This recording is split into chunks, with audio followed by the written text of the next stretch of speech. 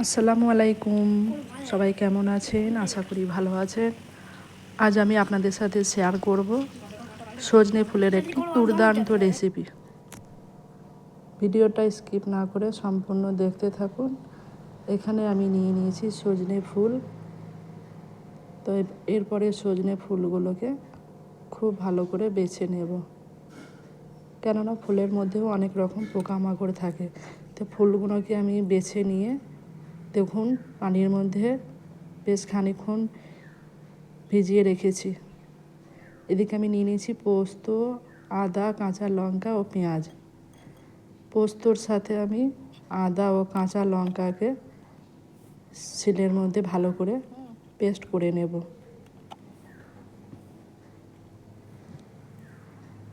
এই বসন্তকালে কিন্তু সজনে ফুল, সজনে ডাঁটা আমাদের প্রত্যেকের খাওয়া একান্ত জরুরি। তাই অবশ্যই এই বসন্তকালে আমরা বেশি বেশি করে সজনে ফুল ও সজনে ডাঁটা আমরা সবাই খাবো।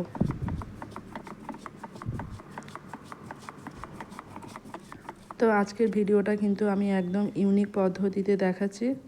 স্কিপ না করে আপনারা সম্পূর্ণ দেখতে থাকুন, আশা করি ভালো লাগবে। এবং একবার হলেও আপনারা আমার এই ভিডিও দেখে এই রেসিপিটা বানিয়ে নেবেন, যেটা কিন্তু একবার খেলে আপনারা বারবার খেতে চাইবেন, মানে এতটাই খেতে সুস্বাদু হয়। তো এদিকে দেখুন আমার পোস্তটা বাটা হয়ে গেছে। ফুলগুলোকেও আমি ভালো করে ধুয়ে নিয়ে পানি থেকে ঝরিয়ে নিয়েছি। এরপরে দেখুন এই সজনে ফুলের মধ্যে আমি দিয়ে দিচ্ছি বেসন। এরপরে আমি সমস্ত গুঁড়ো মশলা অ্যাড করে দেব। দিয়ে দিলাম লঙ্কা গুঁড়ো, হলুদ গুঁড়ো, ধনে গুঁড়ো ও জিরে গুঁড়ো, এবং দিয়ে দেব স্বাদ মতো লবণ। তারপরে আমি এর মধ্যে দিয়ে দেব পোস্ত বাটাটা। তবে কিন্তু আমি পোস্তর পরিমাণটা একটু সামান্য বেশিই দিয়েছি, যার ফলে কিন্তু খেতে আরও বেশি সুস্বাদু হয়েছে। দিয়ে দিলাম কুচানো পেঁয়াজ ও কাঁচা পাকা লঙ্কা। তারপরে সমস্ত কিছুকে বেশ ভালো করে হাতে করে একটু চটকে নিয়ে মাখিয়ে নেব।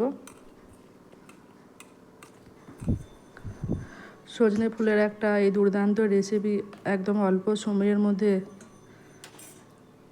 খেতে যে এতটা সুন্দর হয়, না বানালে আপনারা বিশ্বাস করতে পারবেন না।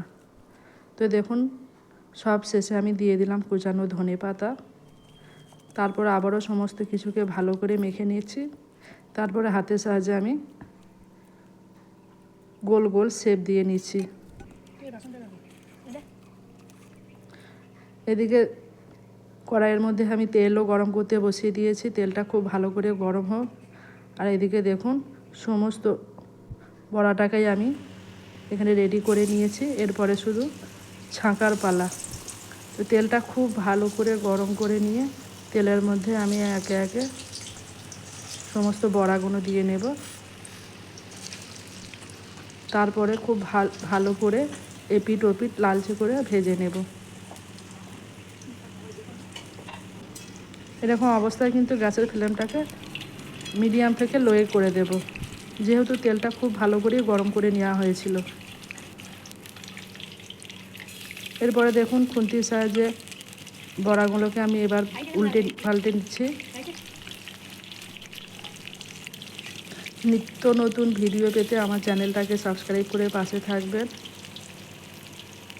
এবং ভিডিওটাকে বেশি বেশি করে শেয়ার করে দেবেন। আর অবশ্যই জানাবেন ভিডিওটা আপনাদের কেমন লাগলো। তো এখানে দেখুন বড়াগুলো আমি বারে বারে এপিট ওপিট করে আমি ভেজে নিয়েছি। তবে আজকের বড়াগুলো কিন্তু আমি সরষের তেলেই ভেজেছি। আপনারা চাইলে এখানে সরষের তেলের বদলে সানফ্লাওয়ার অয়েল বা যে কোনো অন্য অয়েলও আপনারা ব্যবহার করতে পারেন।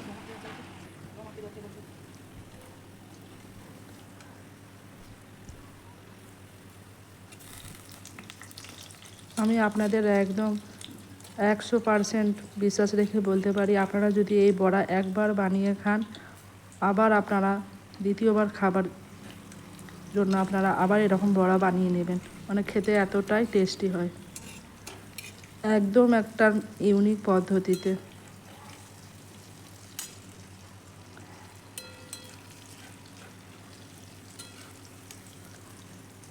তো দেখুন সজনে ফুলের বড়া কিন্তু আমি এখানে মোটামুটি ভাজা হয়েই গেছে। এরপরে এগুলোকে আমি একটা ছান্তার সাহায্যে এরপরে খুব ভালো করে তেল ঝরিয়ে তুলে নেব। সজনে ফুলের অনেক রকমই রেসিপি হয়, আজকে কিন্তু আমি আপনাদেরকে এই বড়াটা শেয়ার করলাম।